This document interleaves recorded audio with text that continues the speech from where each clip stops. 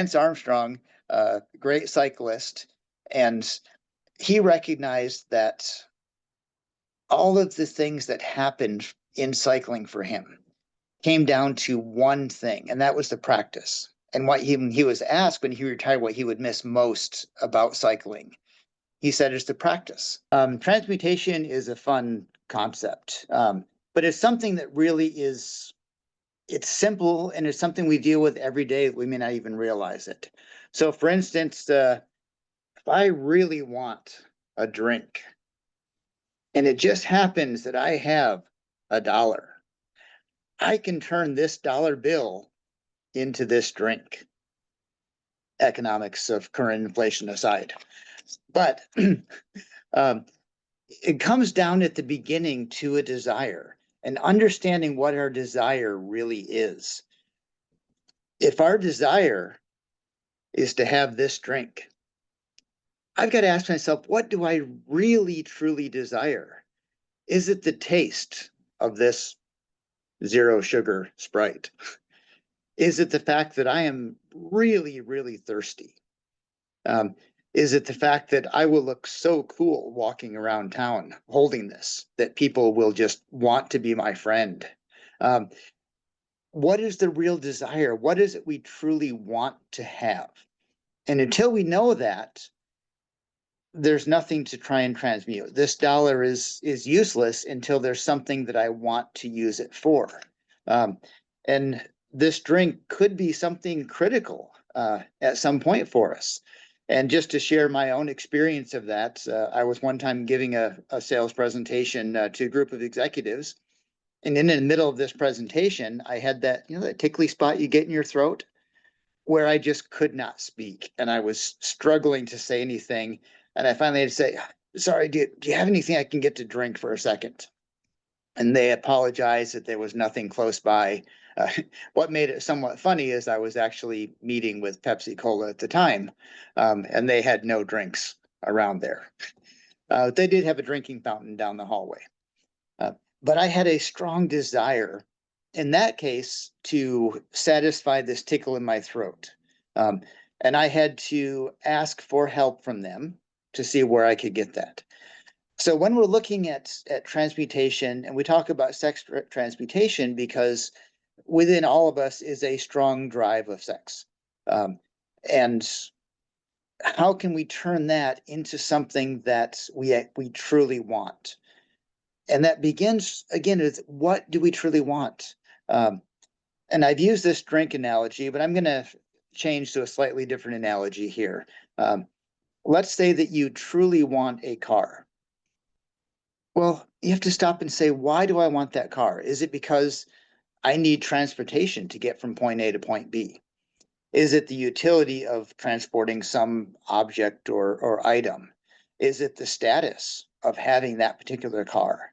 Is it because you want to pick up girls and you need a good car for it? What is it you want? And once you narrow that down, say, okay, well, I want transportation to get from point A to point B. The second step, after deciding what you desire, what you want, is what is going to attract that thing to me? Well, what I truly want is transportation. So what is going to attract the idea of transportation to me? Let's take car out of it and let's look at the transportation. Well, maybe it's going to be money to buy a car. Maybe it's going to be looking for resources that I can borrow transportation. Maybe it's seeing if there's another option like a bus and understanding where is that thing that I want? How am I going to achieve that actual goal? So what will attract that to me? If I want transportation, then something with wheels is going to give me that thing. Now, how can I accomplish getting something with wheels? I can go out and get a job. Maybe I need to work harder at my job. Maybe I need to pick up a side job. And this is where I think the transmutation part really comes in, is saying, how can I get from where I am to achieving what I want of transportation? Now, again, saying it's a car, maybe I have a sales job. And instead of just going out and working, I start to think, every sale I get, if I need $10,000 for a car and I make $1,000 on a sale, I start thinking every call I make is part of a car. Every sale, I just need 10 sales to make a car. That becomes my goal. In my mind, I'm transmuting my desire for the car into the steps to get there of making the sales, or picking up a second job, or working towards that goal that I have of achieving a car. So the final step in that is to accept where you're at. It's easy to get wrapped up in the idea that, oh, I want a car. But the reality is, what I'm looking for is transportation. Once I achieve that goal of transportation, I have to recognize in myself that I have achieved the goal that I truly set. I have fulfilled my actual desire. It wasn't the new Ferrari. It was the bicycle that allowed me to get point A to point B, because that was truly what my desire was. So when we look at transmutation, it's really taking what we have, our passions, and turning that into the real goal that we have, going through those steps.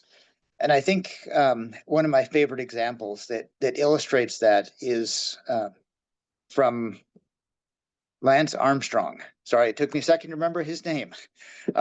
Lance Armstrong, great cyclist, and he recognized that all of the things that happened in cycling for him came down to one thing, and that was the practice. And what he was asked when he retired what he would miss most about cycling, he said it's the practice, because the practice to him encapsulated all of the glory, the winning, the accolades, the joy of cycling, all came down to the practice side.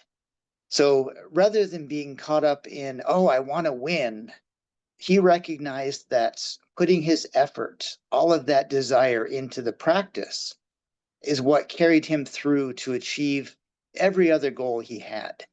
That transmutation of practice equaling winning, in a sense. So I want to close with that again, transmutation is something as simple as changing $1 for a drink, changing an hour of our effort for a goal we can achieve.